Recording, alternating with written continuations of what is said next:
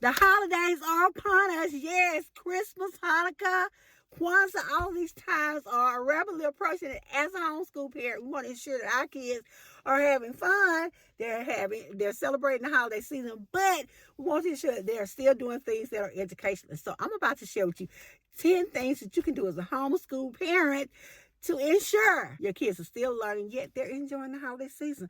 I do have a list of 25, but you have to head over to my blog to read the rest of those. And I'll link that article down below so you can go over and see that. But let's talk about these 10 things. One of the things you can do is have a holiday read aloud tradition. You can start the tradition where you pick a book, and read it aloud with your kiddos. A lot of people like to do the night before Christmas, which is great. But you can start your own holiday read aloud tradition.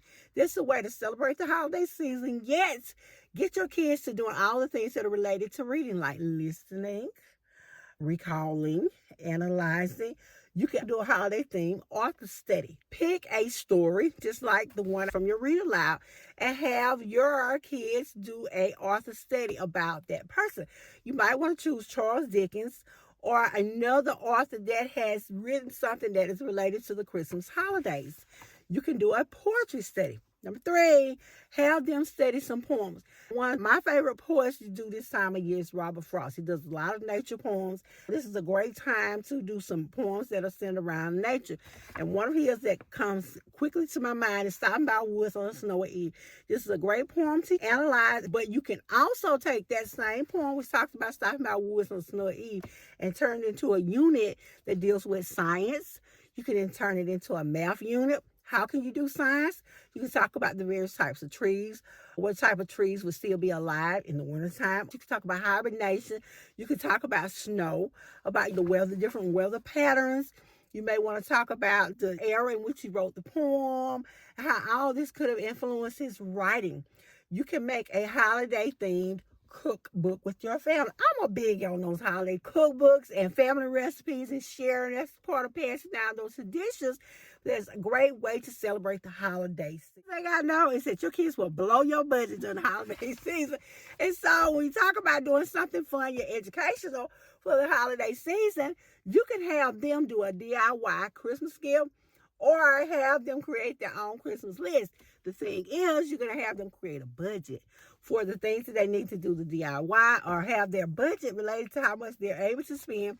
Have them do the whole plan. Take them to the store, let them look at the items that we say about to purchase, have them figure out how much they cost, give them a certain amount of money, make them balance their checkbook, and do all the things related to shopping for the holiday season. You can have them compare prices, and if you really want to, you can have them actually pick these things up. So this is another great way to incorporate the holiday season while teaching them something educational.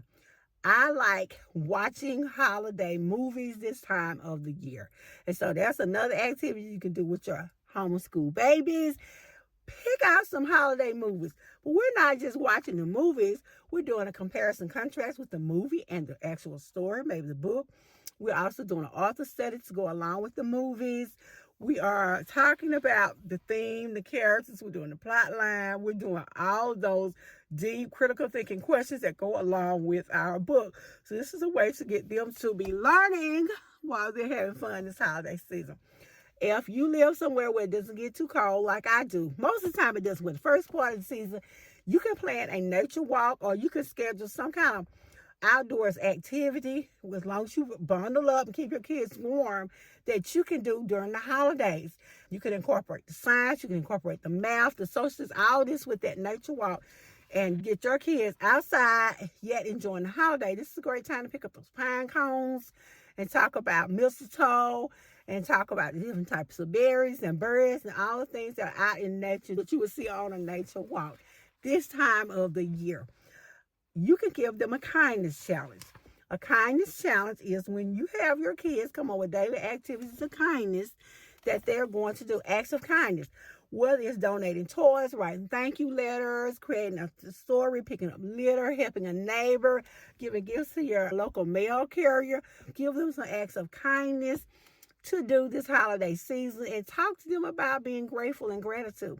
Last but not least, I'm going to talk about doing a study of the various foods from around the world that people eat this time of the year. It's a part of the holiday celebration. So you can have them cook some dishes because you're going to help them now. You don't want them to burn your kitchen up. You want to have a nice home for the holidays. But anyway, these were at least 10 holiday activities that you could do with your kids. And all confession, I lost count because I said I do have 25. Well, I'm not going to give you the whole 25. You're going to have to go to the blog and read it. But these are some activities that you can do with your kiddos this holiday to enjoy the holiday season, yet keeping it educational. Thank you guys so much for listening. If you want to see who took your classroom, I'll see you guys in the next video.